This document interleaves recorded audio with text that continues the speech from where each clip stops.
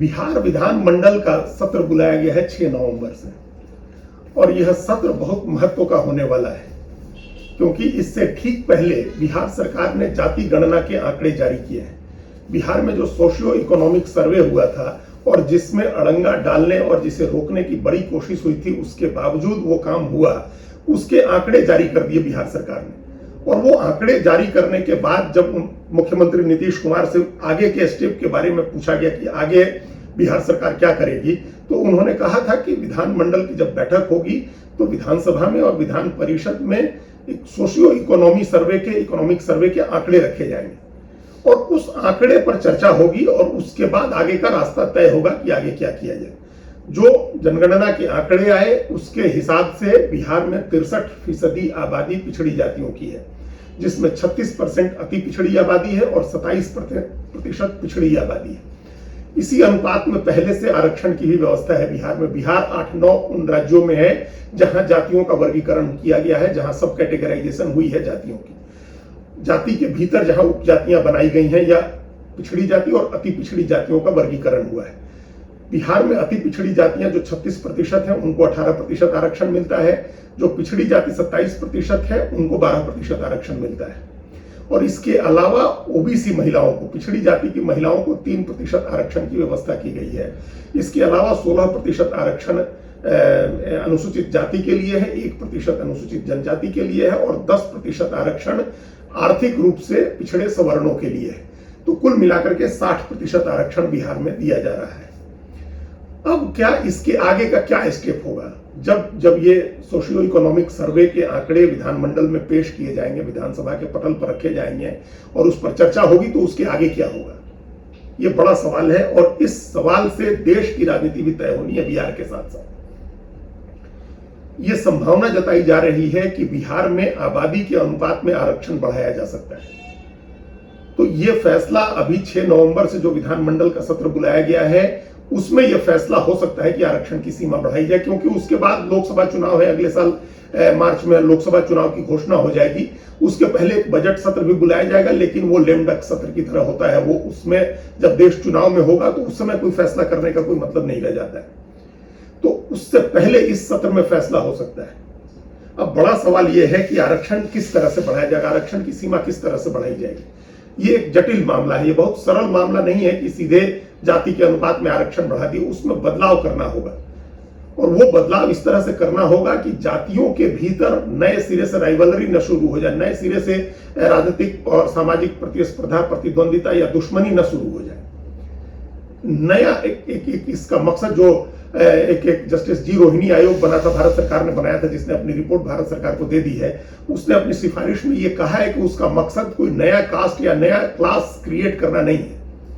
एक क्लास, ऐसा क्लास जिसको अभी तक बहुत फायदा नहीं हुआ है आरक्षण से, और उसका आरक्षण अचानक से बढ़ा दिया जाए तो एक नया क्लास क्रिएट होगा। और इस नया क्लास अगर आप क्रिएट करते हैं तो सोसाइटी के लेवल पर कॉन्फ्लिक्ट क्रिएट होगा। तो ये करना मकसद नहीं होना चाहिए।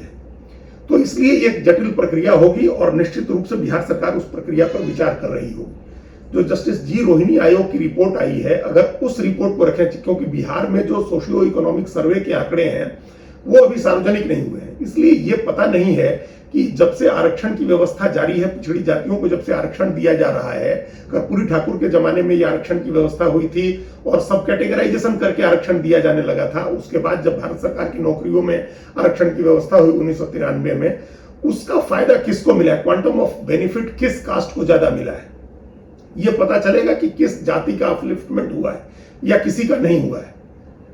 अगर किसी का नहीं हुआ है तो ये बहुत बड़ी विडंबना होगी, क्योंकि पिछले 33 साल से बिहार में 2 ही जातियों के मुख्यमंत्री रहे, 2 पिछड़ी जातियों के यादव मुख्यमंत्री रहे, कुर्मी मुख्यमंत्री रहे। बीच में 1 साल की एक छोटी अवधि है जब दलित मुख्यमंत्री रहे थे जीतन राम मांझी।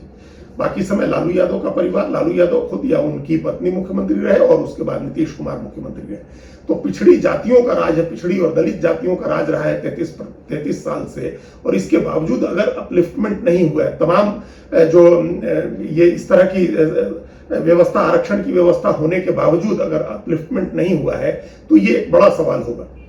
लेकिन वो आंकड़े आने के बाद ही पता चलेगा।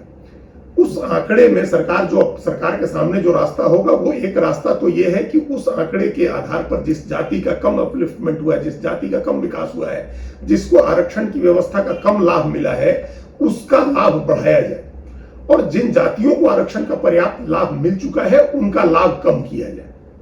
और इस क्रम में जो मजबूत पिछड़ी जातियां हैं, जिनको ज्यादातर लाभ मिला है, जो रोहिणी कमीशन की रिपोर्ट से भी जारी होता है राष्ट्रीय स्तर पर, और उस रिपोर्ट में यह कहा गया है कि लगभग 2000 जातियां ऐसी हैं जिन जातियों को सिर्फ 2.68% लाभ मिला आरक्षण की व्यवस्था का, यानी 100 में 3 भी नौकरी और दाखिला उनको नहीं मिला है। 2000 जातियों को, जो 2600 जातियां हैं, 2683 के करीब जो पिछड़ी जातियां हैं, उनमें से उनकी बात हो रही है।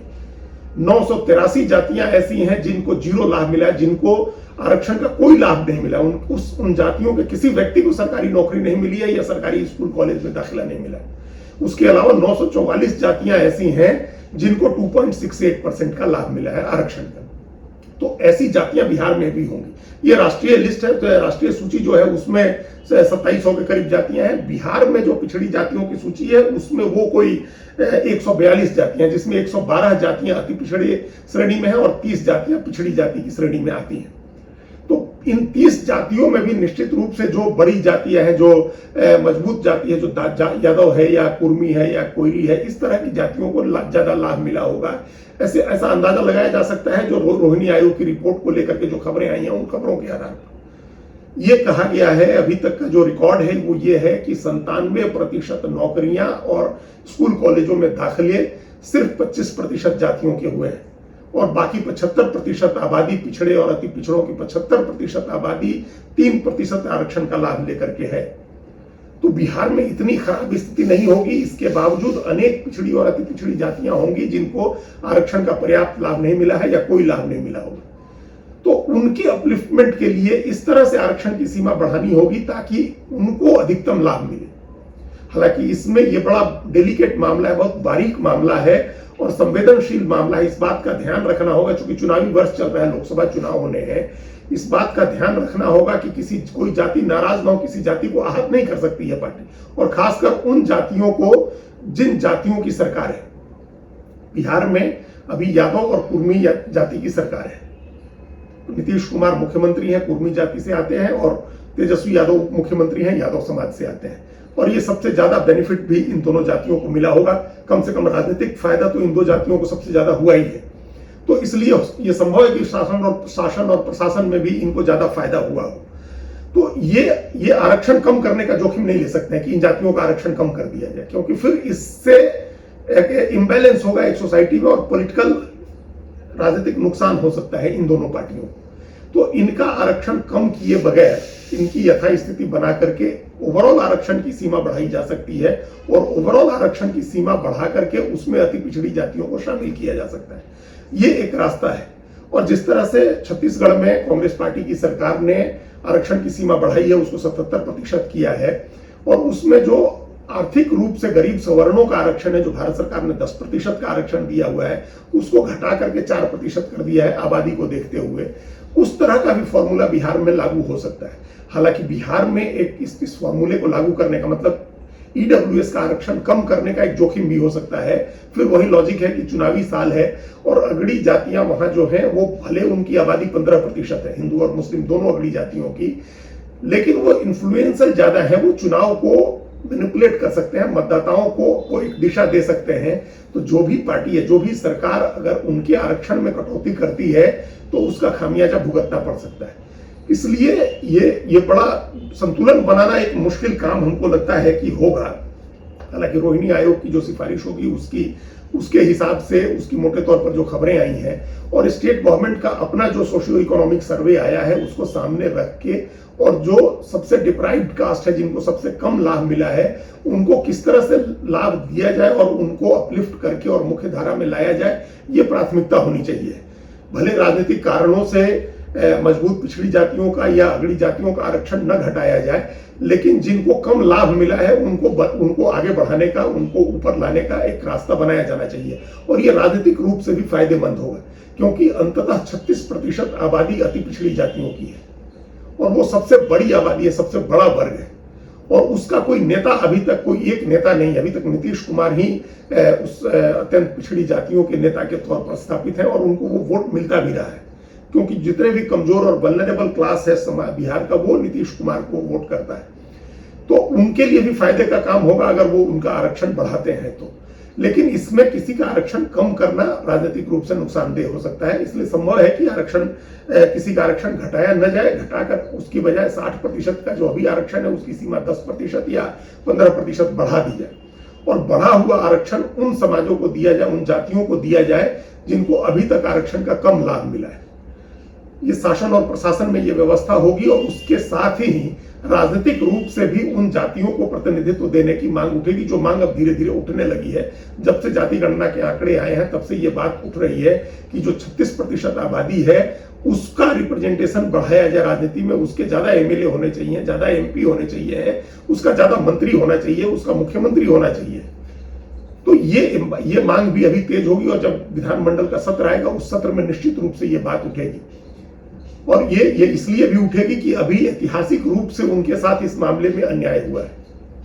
अभी भी बिहार से 40 जो एमपी हैं लोकसभा में और उसके राज्यसभा में 16, उसमें 1 या 2 ही अति पिछड़ी जाति से आने वाले एमपी हैं। जो एक नाम ध्यान आ रहा है वो रामनाथ ठाकुर का है, जो पूर्व मुख्यमंत्री कर्पूरी ठाकुर के बेटे हैं।